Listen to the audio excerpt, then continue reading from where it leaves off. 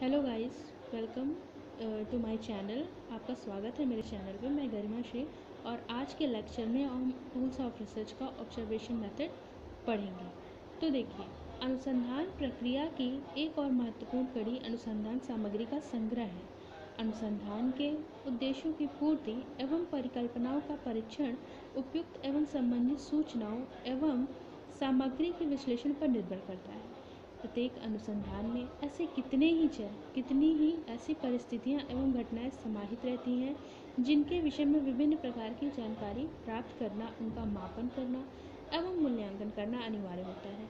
यह जानकारी अनेक उपकरणों एवं विधियों के द्वारा प्राप्त की जाती है। इन उपकरणों एवं विधियों का वर्णन जो है हम इसमें करेंगे, जिसमें से एक विधि ऑब्जर्वेशन मेथड होगी।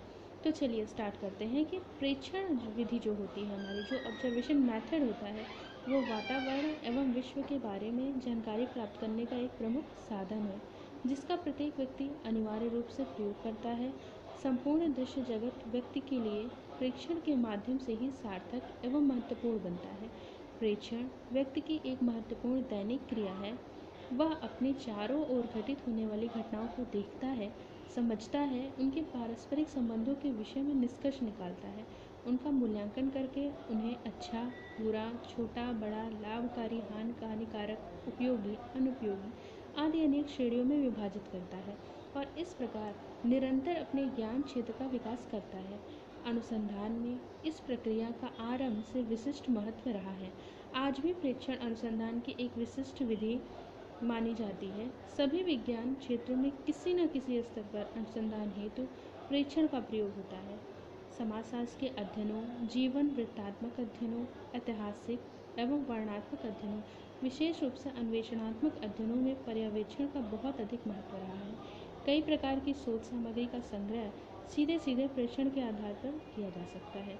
यद्यपि इसके और भी बहुत से माध्यम हैं। अनुसंधान में जिस प्रकार से प्रेक्षण विधि का प्रयोग किया जाता है, उसी के आधार पर हम उसका वर्गीकरण करते हैं। तो इस तरीके से तो हम प्रेक्षण विधि के बारे में जान सके हैं।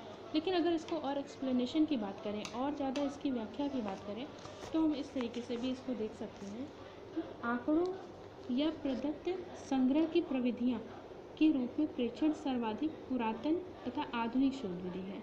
एक तरीके से कह सकते हैं कि आंकड़ों का जो प्रदत्त जो डेटा होता है हमारा, या संग्रह की जो प्रविधि होती है, यानी जो टेक्निक होती है, उसके रूप में ऑब्जर्वेशन अगर हम देखें तो सर्वाधिक पुरातन तथा आधुनिक शोध विधि है।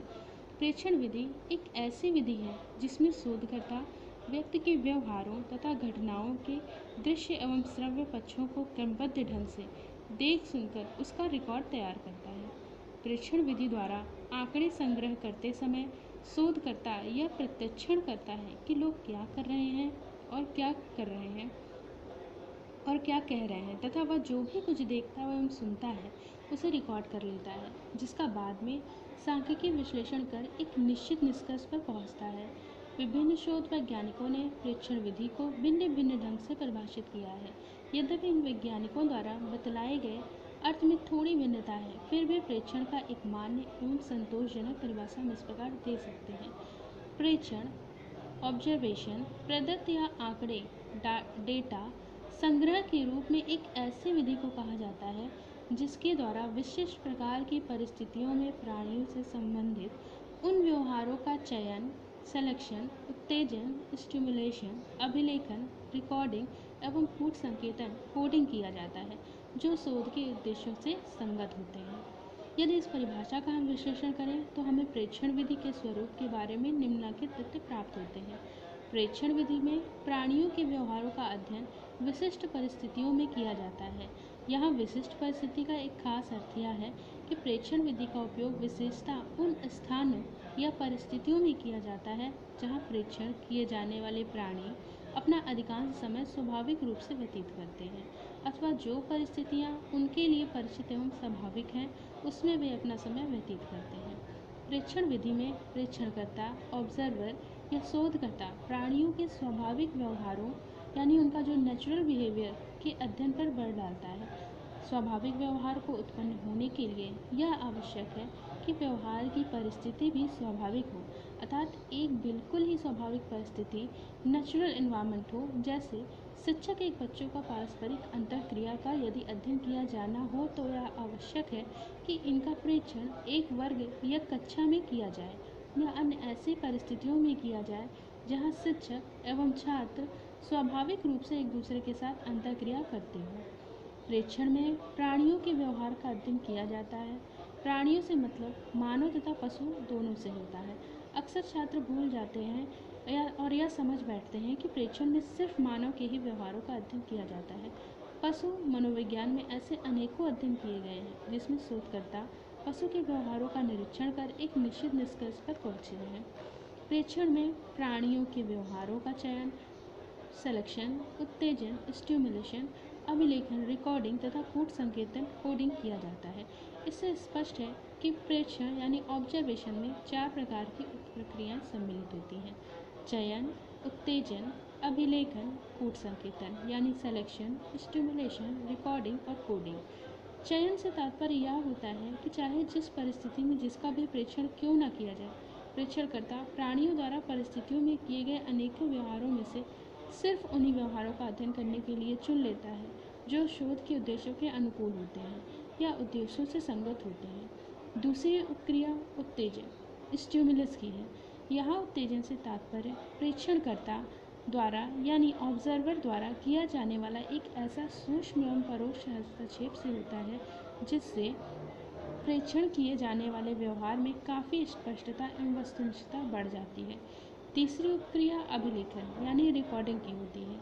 अभिलेखन में शोधकर्ता या प्रेक्षणकर्ता इस बात का रिकॉर्ड करता है कि प्राणियों द्वारा कौन व्यवहार कितनी बार, किस रूप में, कितने समय तक और कितनी प्रबलता के साथ हुई है। प्रेक्षणकर्ता इस बात का भरपूर कोशिश करता है कि वह इन व्यवहारों को क्रमबद्ध सिस्टमैटिक रूप से अभिलेखन कर सके। चौथी प्रक्रिया कूट संकेतन अर्थात कोडिंग का है। कूट संकेतन कोडिंग से तात्पर्य अभिलेखित आंकड़ों का संक्षिप्तीकरण, वर्गीकरण तथा विश्लेषण से होता है। प्रायः इस प्रक्रिया में प्रेक्षणकर्ता कुछ सांख्यिकीय विधियों का भी सहारा लेता है।